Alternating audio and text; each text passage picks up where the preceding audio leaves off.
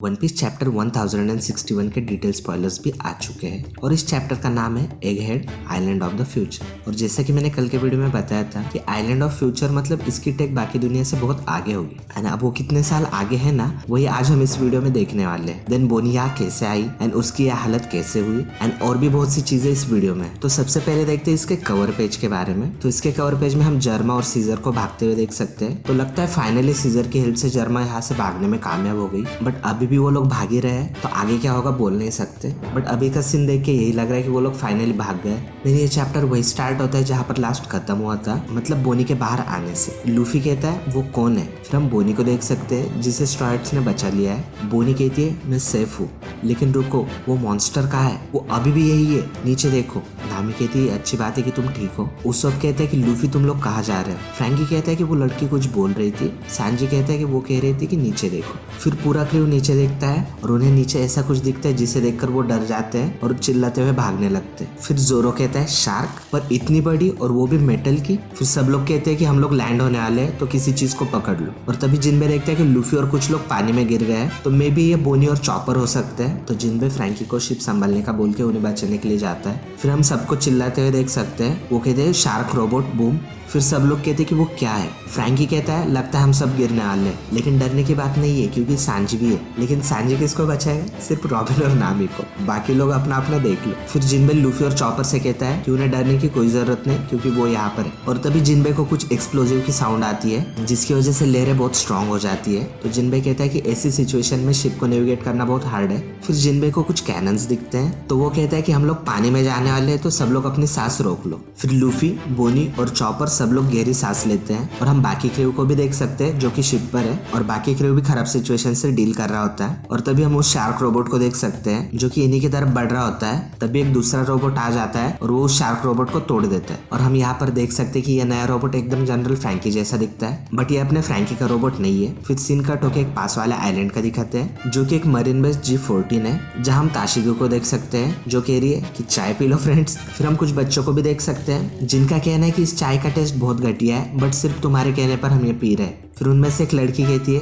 इसकी वजह से हम फिर से नॉर्मल हो रहे हैं। फिर हमें पता चलता है कि वो लड़की मोचा है। ताशिगी मोचा से कहती है कि मैं एग्री करती हूँ मोचा, और तुम लोग बहुत अच्छे से कर रहे हो। फिर हम G14 के वाइस एडमिरल डॉल को देख सकते हैं जो कहती है ताशिगी क्या मैं तुमसे बात कर सकती हूँ या तुम हेलम्पो के बारे में कुछ कर सकती हो। जिस पर ताशिगी मना करते हुए कहती है कि वो इसके बारे में कुछ नहीं कर सकती क्योंकि कोबी हेलम्पो का बेस्ट फ्रेंड है और इवन वो मेरे लिए भी एक यंगर स्टूडेंट जैसा है। फिर हम हेलम्पो को देख सकते हैं जो कोबी को बचाने की रिक्वेस्ट कर रहा है और वो कहता है कि हम सब लोग एक ही साइड में है ना। जिस पर मरीन कैप्टन हिबारी कहती है मैं भी रिक्वेस्ट करती हूँ क्योंकि कोबी ने मेरी बहुत हेल्प की है। फिर हेलम्पो कहता है कि मुझे भी पायरेट आइलैंड पे ले चलो प्रिंस। हिबारी भी कहती है प्लीज प्रिंस। जिस पर प्रिंस कहता है हम यहाँ पर पायरेट आइलैंड की बात कर रहे हैं, ब्लैकबियर्ड का होम बेस, और तुम लोग यहाँ पर मधुमक्खी के छत्ते में हाथ डालने की बात कर रहे हो। अगर हम कुछ भी करते हैं ना तो सारे पायरेट्स मधुमक्खियों की तरह बाहर आ जाएंगे। हेलम्पो कहता है कि हम लोग एगहेड आइलैंड के पास है, क्या हम कुछ सेराफिम्स ले जा सकते हैं। प्रिंस उन दोनों को शांत रहने के लिए कहता है और उनसे कहता है कि हम लोगों को अभी तक ड्रेक का कुछ आता पता नहीं है और तुम लोगों को ये समझना होगा कि हम लोग यहाँ पर कुछ नहीं कर सकते।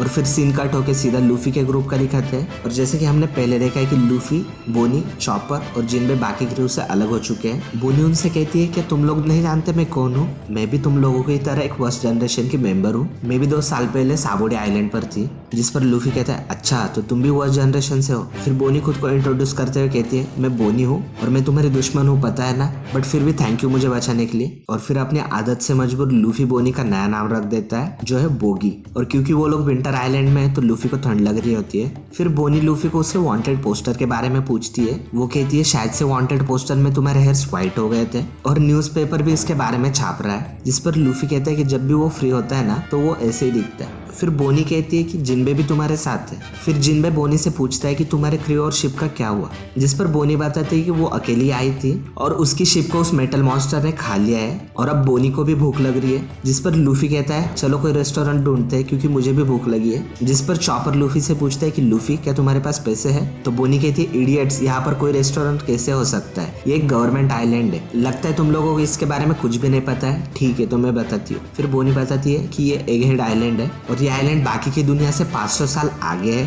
और वेगापंक की लैब भी यही है। फिर लूफी कहता है वेगापंक, मुझे ये नाम पता है। तो फर्स्ट टाइम जब मैंने ये पढ़ा ना तब मैं थोड़ा शॉक था कि आखिर लूफी को वेगापंक का नाम कैसे पता है। मतलब ऐसा नहीं कि लूफी के सामने वेगापंक का नाम किसी ने लिया नहीं है, बट क्या लूफी इतना ध्यान देता है। देन थोड़ा सोचने के बाद मुझे समझ में आया, पहले तो कोबी ने लूफी को इसके बारे में बताया था, लेकिन शायद से लूफी ने उस पर इतना ध्यान नहीं दिया होगा। बट पंक हजार्ड में भी वेगापंक का नाम लिया गया था, तो शायद सीजर ने लिया था तब, या फिर उन बड़े बच्चों को वेगापंक ठीक करने वाला है ना, इसलिए लूफी को उसका नाम याद रह गया होगा। और मैंने ज्यादा रिसर्च नहीं की है, बस थोड़ा सोचा है। तो अगर आप में से किसी को पता है तो मुझे कमेंट्स में जरूर बताइए। फिर बोनी रिवील करती है कि उसे वेगापंक से कोई काम है, इस वजह से वो यहाँ आई है। फिर हम बाकी क्रू को देख सकते हैं, जहाँ पर फ्रैंकी जायंट्स को देखकर अमेज होता है और उसोप रोबोट्स को देख के चौंक जाता है। फिर हम एक लड़की को देख सकते हैं जो कहती है फेलियर अगेन, और वो कहती है कि मैं किसी की लस्ट को कंट्रोल क्यों नहीं कर पाती। फिर सांजी कहता है कि कोई तो भी आ रहा है। फिर लड़की कहती है कि ये मुसीबत हो सकती है। फिर फ्रैंकी उसे थैंक यू कहता है कि उसने उनकी जान बचाई। फिर वो लड़की कहती है कि मैंने उस रोबोट शार्क को क्या कहा था, पहले ऑब्जर्व करो,